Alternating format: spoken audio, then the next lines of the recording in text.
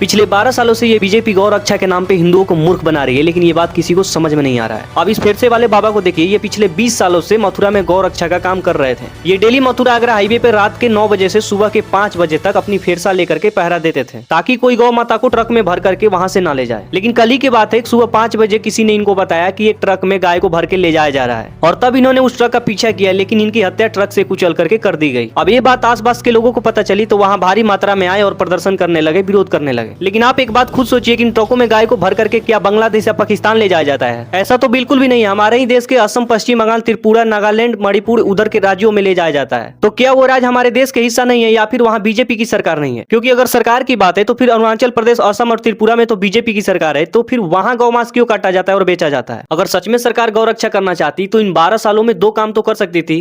पहला, गाय को राष्ट्रीय पशु घोषित कर देती, और दूसरा, गौ तस्करी करने वाले को सीधा फांसी या इनकाउंटर करने की कानून बना दिया जाता। लेकिन नहीं, इसके लिए तुम खुद मरो और खुद लड़ो, हमें तो हमारी कुर्सी चाहिए। यही सोच रही है ना हमारी सरकार।